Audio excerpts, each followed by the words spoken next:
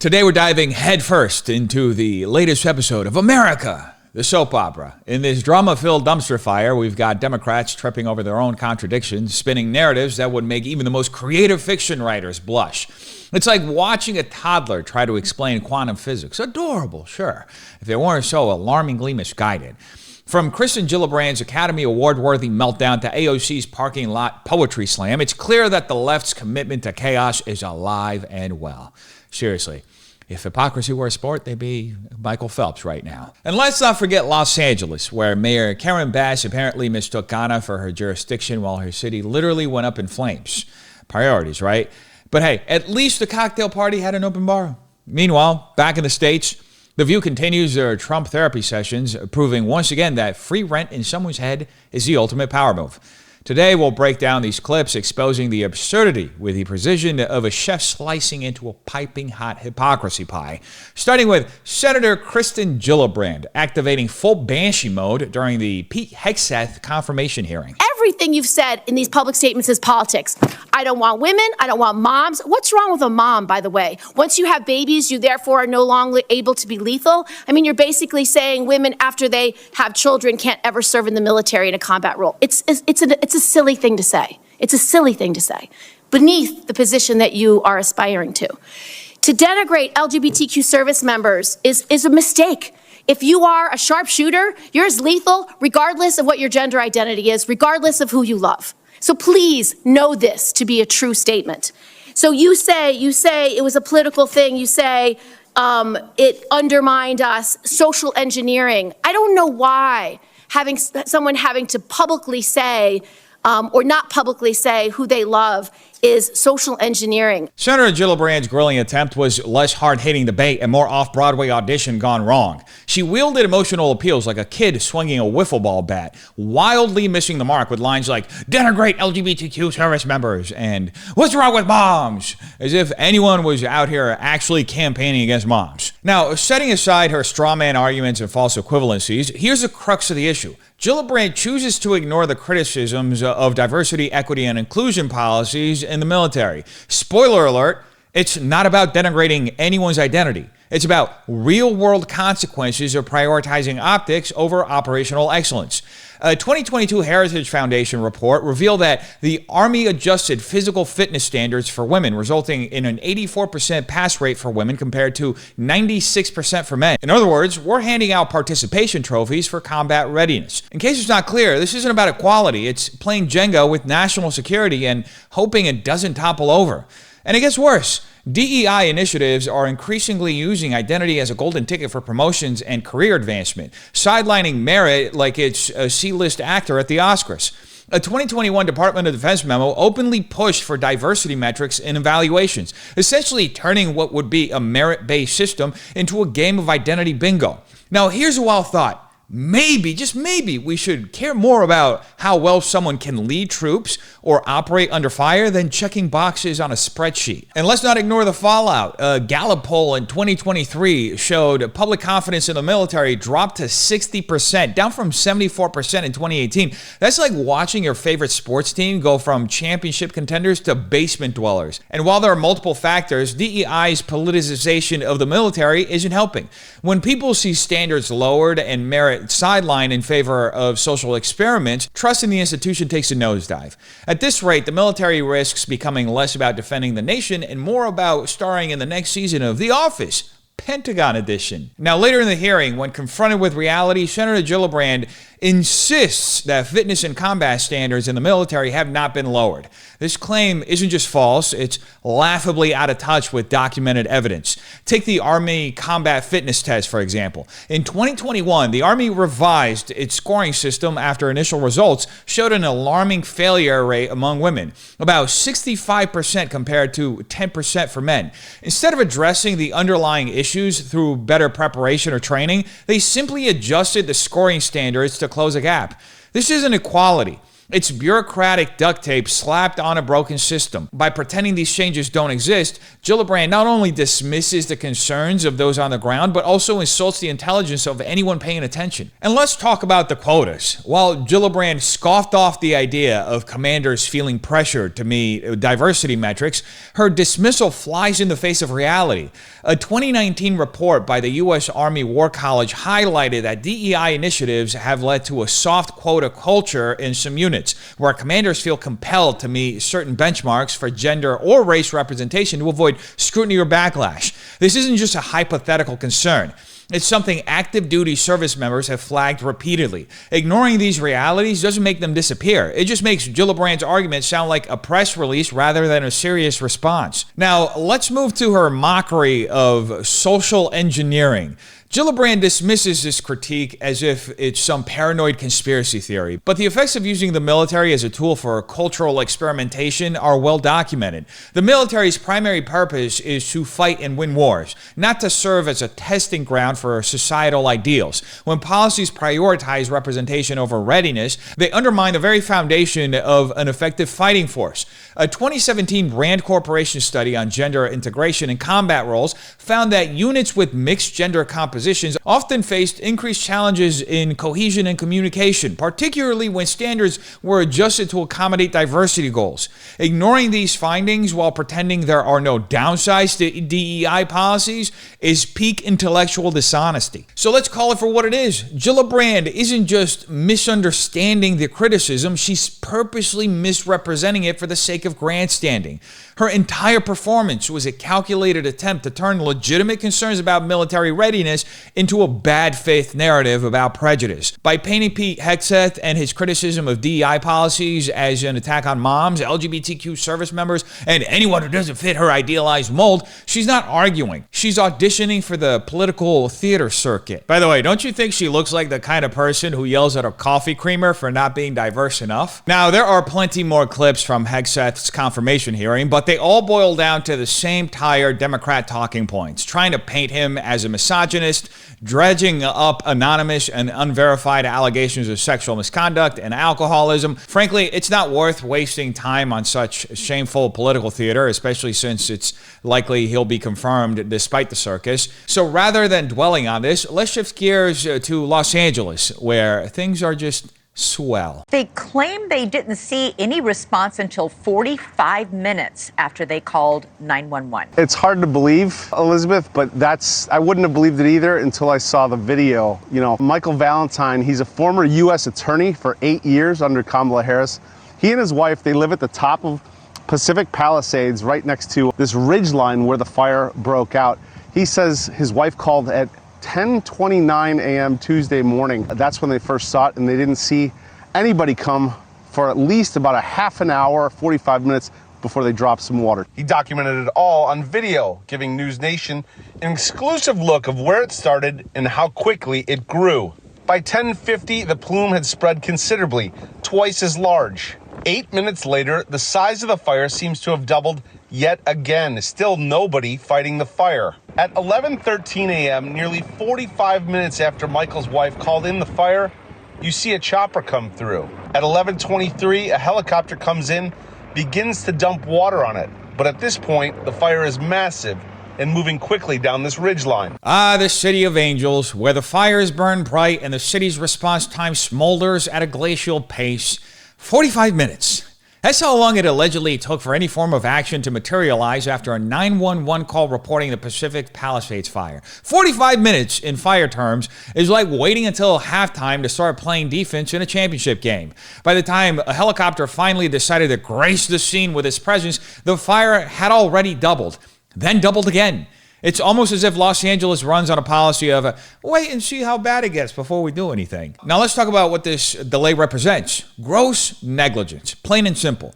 Pacific Palisades is not some obscure backwoods. It's an affluent, high-risk fire zone that's been on LA's radar for years. Yet, the city's fire response was so slow, you'd think they were trying to set a record for bureaucratic lethargy. Los Angeles Mayor Karen Bass was notably absent, quite literally, partying in Ghana while her city went up in smoke. In fact, that's A photo from the party. She looks so happy. But let's not stop at the mayor's door. California governor and sociopath-in-chief Gavin Newsom deserves his share of the heat. This is a guy who touts California as a global leader in combating climate change while his state continues to suffer catastrophic wildfires year after year. Where's all that money from the wildfire prevention programs? In 2021, Newsom slashed the wildfire prevention budget by $150 million, all while bragging about his record-breaking $2 billion wildfire package, much of which remains tied up in red tape and unspent. If this is leadership, I'd hate to see what negligence looks like. And the systemic issues run even deeper. A 2020 audit revealed that California had completed only 13% of its planned wildfire prevention projects, despite allocating millions for them. Meanwhile, Los Angeles, a city that boasts some of the highest taxes in the nation, can't seem to muster a functional emergency response system. What exactly are we paying for? A state-of-the-art pothole collection? An award-winning homelessness crisis? Because we've spent way too much money on both of those and gotten zero solutions. The Pacific Palisades fire isn't just an isolated incident. It's the latest chapter in a long book of government incompetence and misplaced priorities. If you can't respond to a fire in one of the wealthiest and most monitored parts of the city, what does that say about your ability to handle disasters in less privileged areas? The message is clear. Unless you're at a cocktail party in Ghana, don't count on LA's leadership to show up when it matters. And speaking of things that matter, AOC clearly has her priorities right, because she's very smart. Thank you so much, Madam Chair, Madam Ranking Member. Here we are today, Republicans who have voted consistently against the Violence Against Women Act, who have taken away the right of all women to choose and have control over their own body, who, as women are bleeding out in parking lots across the country, standing there, allowing us to die, now want to pretend today that they care about women. And why? To open up gender and, yes, genital examinations into little girls in this country in the so-called name of attacking trans girls. And to that, today, what we have to say are two words: not today. The majority right now says there's no place in this bill that says it opens up for genital examinations. Well, here's the thing. There's no enforcement mechanism in this bill. And when there is no enforcement mechanism, you open the door to every enforcement mechanism. Trans girls are girls. And for all the folks that are so concerned, thank you for your concern about women for the first time that I've seen. I don't know about y'all. I don't know who's been to gym class lately, but girls, even if you only believe in two genders, I've played co-ed sports all the time. But what this also opens the door for is for women to try to perform a very specific kind of femininity for the very kind of men who are drafting this bill, and to open up questioning of who is a woman because of how we look, how we present ourselves, and yes, what we choose to do with our bodies. I know who loves this bill. Yes, bigoted folks love this bill. Assaulters love this bill. But also, CEOs love this bill because Los Angeles is on fire right now. And this is the number one priority the majority has. Thank you, and I yield back. Wow, that was a lot. First, we get the familiar tactic of guilt by association. AOC starts by dragging in completely unrelated Republican votes on the Violence Against Women Act and abortion rights to frame this bill as part of a nefarious plot against women. This rhetorical sleight of hand sets the stage for her to claim moral high ground without actually addressing the core issue. Whether biological males competing in female sports creates an unfair playing field. Notice how she avoids discussing sports altogether, pivoting immediately to hot-button topics like abortion and parking lot deaths. It's a clever distraction, but it's also a textbook red herring. Then there's her claim about genital examinations. AOC boldly asserts that the bill opens up gender and genital examinations into little girls as part of its enforcement. This is a pure slippery slope fallacy. The bill doesn't include any language about physical inspections or invasive procedures. In fact, it's rooted in the principle of fairness In fact, it's rooted in the principle of fairness and competition, specifically preserving spaces where biological advantages like muscle mass, bone density, and lung capacity don't give one athlete an unfair edge. Studies published in the British Journal of Sports Medicine show that even after 12 months of hormone suppression, biological males retain significant physical advantages over biological females, including a 12 to 20% edge in strength and speed. Now let's examine her attempt to reframe this debate around performing femininity. This is a straw man argument. Nobody is questioning who looks feminine enough to play sports. The issue is biological differences. Hard, measurable facts that have real consequences in athletic performance. For instance, according to USA Swimming, biological males typically outperform biological females by 10 to 12% in swimming events, even at the elite level. This isn't about aesthetics. It's about objective performance disparities that undermine fair competition. And then we get the cherry on top of this rhetorical mess, her claim that bigoted folks and assaulters love this bill. This is an ad hominem at its finest, attacking the motivations of those who support the bill rather than addressing its merits. In reality, the bill has broad support from people who value fairness in sports, including female athletes who lost scholarships, titles, and opportunities to biological males. Take the case of Chelsea Mitchell, a high school track athlete who lost multiple state titles to transgender competitors. According to Alliance Defending Freedom, Chelsea's times in several races would have earned her first place if not for the participation of biological males who had significant physical advantages. Are we to believe she's a bigot for defending her right to fair competition? It's also worth noting the broader implications of these policies. In a survey conducted by Women's Sports Foundation in 2022, 65% of female athletes reported feeling discouraged by the inclusion of biological males in their sports, citing safety concerns and lost opportunities. Additionally, the National Review highlighted a study showing that male puberty alone confers a permanent athletic advantage in most sports, including endurance, strength, and speed, even after hormone suppression. This is why sex-based categories exist in the first place, to ensure fairness, not exclusion. Finally, AOC throws in a nonsensical jab about CEOs loving this bill and somehow connects it to Los Angeles being on fire. What does that even mean? This is a classic non sequitur thrown in to create an emotional crescendo with no logical conclusion or foundation. It's basically a rhetorical sugar rush. High on drama, low on substance. But what else can we expect from the retarded side of the aisle? Speaking of retards, The View. What's going on over there? Statute of limitations should not sit here.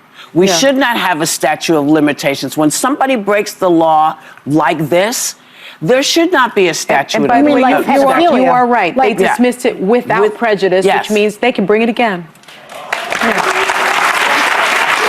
So, I'm over it. You may be over it, but you know what? I'm just over Trump consuming all of our lives constantly. We're going to have 4 years ahead. Unfortunately, this is what drives people. This is what drives people on television. This is what drives people on the internet. When you see his name, people go directly to him because he has become an addiction. Yeah, some people are addicted to it. He is an addiction. It's like stopping to watch a traffic. Well, here we are again, folks. The hens over on The View have gathered once again to deliver their latest mind-numbing spectacle in circular reasoning and partisan venting. And this time, it's about whether Donald Trump, who takes office in 5 days, should be hit with a fresh wave of lawsuits after his next term. That's right. Trump is officially back, and their response is to dust off the playbook of endless litigation and media spectacle. When will they learn? First, we get the declaration that there shouldn't be statutes of limitations for certain crimes. This would be a fascinating argument if it weren't so completely devoid of legal understanding. Statutes of limitations exist to protect due process, ensuring evidence and witness testimony remains reliable. Without them, the legal system becomes a weapon for pursuing endless grudges rather than justice. The Supreme Court has consistently upheld these statutes as essential to fairness, as seen in cases like Stogner v. California in 2003, where retroactively removing statutes was deemed unconstitutional. Whoopi might want to check her legality of the statute 101 notes before making sweeping proclamations about dismantling one of the core pillars of the justice system just so she can wage her partisan warfare. Then there's the claim that cases dismissed without prejudice can simply be brought back. Sure, technically true, but let's not pretend this tactic hasn't been overused already. Between the two impeachments, the years-long Russia investigation, and a barrage of lawsuits ranging from business dealings to personal conduct, the Democrats have weaponized lawfare against Trump to an unprecedented degree. And what's to come of it? The Mueller investigation, which was heralded as the end of Trump, ultimately concluded there was no evidence of collusion. Multiple state-level lawsuits fizzled out or failed to gain traction. This isn't justice, it's political theater with the American people footing the bill. Next, we have Whoopi acknowledging the elephant in the room. Not herself, but that Trump is ratings gold. They admit that his name drives television and internet engagement, comparing him to a traffic accident people can't look away from. Now, here's the thing. Trump is a media obsession, but the addiction isn't his fault. It's the media's. Networks like CNN, MSNBC, and yes, even The View saw record profits during Trump's first term. According to Nielsen Media Research, Trump may have been president, but the media willingly made him the central character in their programming because conflict and drama sells. If anything, this obsession reflects worse on them than on him. Now, let's address the claim that suing Trump would somehow make him accountable for breaking the law. This assertion is as vague as it is unsubstantiated. During Trump's previous term, the Democrats pushed investigations into everything from his tax returns to his dealings with foreign leaders, yet failed to convict him in both impeachment trials. According to the U.S. Senate archives, Trump is one of only 3 presidents to be impeached and subsequently acquitted twice. If there were a slam dunk case to be made, surely it would have been done by now. Instead, the lawsuits and hearings often lacked evidence robust enough to meet even the basic standards of proof. And what about their point that Trump's actions will go down in history? Sure. But let's be honest, history will likely remember these endless legal battles as one of the most blatant examples of political lawfare in modern times. The Hoover Institution has warned that the politicization of the legal system erodes public trust, and Gallup polling shows faith in government institutions dropped significantly during Trump's first term, largely due to perceptions of partisan overreach. So thank you, Democrats. Anyway, shortly after that, the ladies had a coping and seething session because Carrie Underwood is performing at Trump's inauguration. I'll tell you right now, I wouldn't do it, even though I can't sing. You would not sing? No, I would not. I would not normalize him. And she says, I love our country. How do you love your country and support and normalize somebody who was a convicted felon who really wants to destroy the country, in my opinion? I don't understand how you say you love your country at the same time as you normalize this convicted felon, which I can say now every day. A lot of my family voted for Trump. They love the country and vote for him. I think that people make these decisions for a lot of reasons. Okay, fine. And I would not be the person to say don't do it, because I believe in free speech and everything about it. I personally would not do it. No one's asked me, but that's another story. I would love for you to do a roast at the Trump inauguration. Yeah. Joy Behar's meltdown over Carrie Underwood performing at Trump's inauguration is a goldmine of logical inconsistencies and emotional overreactions. First, Joy declares that she would not normalize him, as though Carrie Underwood's performance has the power to single-handedly transform Trump from convicted felon to beloved statesman. Let's be real here for a second. Trump's presidency and public image don't hinge on a single country music performance. If millions of Americans voting for him in not 1, not 2, but 3 elections didn't normalize him, a rendition of How Great Thou Art certainly won't.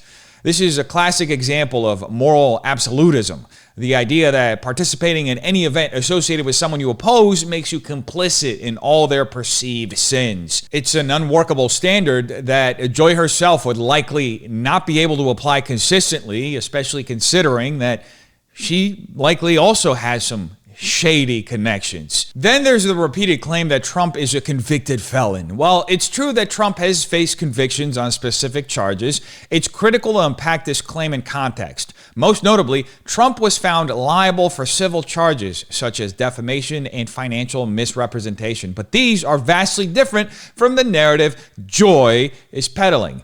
Painting Trump as though he's been convicted of heinous criminal offenses like treason or violent crimes without clarifying the specific nature of his legal challenges is both misleading and irresponsible. Misrepresenting someone's legal status might score points in the echo chamber of daytime TV, but it doesn't hold up to scrutiny. What Joy is doing here is a textbook appeal to emotion, using hyperbolic language to paint Trump in the worst possible light, hoping no one notices the glaring inaccuracies in her implications. If she wants to critique Trump's legal history, fine, but the least she could do is base her argument on facts rather than theatrics. Now let's add some further actual context here. Trump's election was not just a fluke or a fringe victory, it was a decisive mandate. In this last election in 2024, Trump received over 74 million votes, securing both the Electoral College and the popular vote, a feat not often accomplished in modern American politics. Winning with these figures shows he wasn't just supported by a small contingent. This was a clear endorsement from a significant portion of the American electorate. His base didn't just vote, they turned out in record numbers, highlighting a level of political engagement that cannot be dismissed as some sideshow. And let's address the idea that Trump wants to destroy this country. This is a pure ad hominem, attacking the person instead of engaging with any substantive policy or action. If Joy genuinely believes Trump's policies are destructive, she's welcome to cite examples and explain her reasoning. Instead, she leans on vague accusations, leaving her audience to fill in the blanks with their own preconceived notions. That's not an argument, it's a tantrum dressed up as commentary. Now, on to the claim that Carrie Underwood's performance equates to normalizing Trump. This is where Joy's logic collapses into itself entirely. Underwood herself stated that her decision was rooted in her love for the country, not a political endorsement of Trump. The tradition of performing at an inauguration is about honoring the peaceful transfer of power and the office of the presidency, not the individual occupying it. For instance, Beyonce performed at Obama's inauguration, and few accuse her of endorsing every one of his policies. Joy's inability to separate patriotism from politics reveals more about her narrow worldview than it does about Carrie Underwood. Now, Joy throws in the token nod to free speech, saying she wouldn't tell someone not to perform, but her entire rant contradicts this sentiment, dripping with judgment and moral condemnation. It's a perfect example of self-contradiction. You can't claim to support free speech while simultaneously shaming someone for exercising it in a way you dislike. And of course, we get the obligatory self-centered aside, "No one's asking me, but that's another story." This isn't analysis. It's a performance. Joy isn't here to debate. She's here to vent, which is fine for daytime TV, but contributes nothing to the larger conversation about political division, civic duty, or even the role of art in politics. I was going to say, what really I've been thinking about all weekend is that people don't seem to be taking climate change seriously. That, right. You know, they can blame Newsom. I mean, Trump is calling him names already. Yeah. You know, it's so low-level behavior. But the truth of the matter is that the climate is changing, and the Republican Party keeps rolling back anything that will help the situation. And to me, that is an egregious assault on Mother Nature. You know, there used to be an ad, "It's not nice to fool with Mother Nature." Yeah. Well, they should start running that again. Yeah. And at these award shows, I think that if everybody who got up and received an award would also make a statement about the climate, if missiles were coming into the country, we would be all up in arms. This is like a slow death that we're in right now with this climate change. And you're going to see more of these fires and mudslides and hurricanes and everything else. And this is the existential threat that we're dealing with in this country, in the world. And nobody seems to pay attention to it. Joy Behar's fiery sermon on climate change, complete with hand-wringing and doomsday warnings, would be compelling if it weren't so hilariously disconnected from reality. Let's talk about the January 2025 Los Angeles fire she's blaming entirely on climate change. Spoiler alert, Mother Nature didn't strike a match. Humans did. And California's mismanagement didn't just hand her the matches, they threw in some kindling and said, "Have at it." Let's start with the Palisades fire. Was this a climate catastrophe? Nope. It was arson. Investigators confirmed accelerants were used and a suspect was identified and apprehended, according to CAL FIRE and a report by KTLA. Apparently, this genius decided fire season wasn't fiery enough and added their own spark. Andrew Huberman even filmed people trying to ignite blazes during this round of fires. Honestly, if these people put half as much effort into improving their lives as they do into playing pyromaniac, we'd all be better off. And what about the Eaton fire? Human negligence strikes again, this time via an illegal campfire, as reported by ABC 7 Los Angeles. And the Sunset Fire, that's one of the greatest hits from California's aging infrastructure. Electrical sparks from LADWP transmission lines dating back to the 1970s set that one off. You'd think a state that brags about being the greenest in the country would upgrade its grid, but no. Our Democrat leaders are too busy throwing money at flashy climate projects than accomplishing anything. The California Public Utilities Commission has been screaming about the need for grid upgrades for years, but California's leaders have apparently been too busy hugging trees to listen. Now let's talk about water, or the lack thereof. California's water management is the gift that keeps on giving, if what you're giving is chaos. Reservoirs like St. Inez sat empty, unable to support firefighter efforts just before the fires broke out, while California dumped 50% of its rainwater into the ocean to protect the Delta smelt, a 3-inch long fish. Yes, California is essentially saying, sorry humans, but this little tiny fish needs a beachfront property. According to the Public Policy Institute of California, planned rainwater recapture systems have been stuck in regulatory hell for years. Meanwhile, dams have been closed, rivers are being restored, and firefighters are left high and dry. Literally. Then there's the response, or lack thereof. Mayor Karen Bass cut the LAFD budget by $17.6 million in 2024, forcing the department to slash essential programs like fire hydrant drills. Yes, hydrant drills. The thing where firefighters make sure water actually comes out of the hydrants when they need it. According to a report by the LA Times, these drills were scrapped thanks to the budget cuts, which is basically like skipping oil changes on your car and then wondering why it broke down on the freeway. And when the fires broke out, LADWP failed to inform the fire department that certain hydrants wouldn't have water. That's like calling the fire department and handing them empty buckets. Government efficiency at its finest. And don't think no one saw this coming. In December 2024, LAFD Chief Kristen Crowley sent a letter to Mayor Bass warning that budget cuts would cripple the city's ability to handle large-scale emergencies.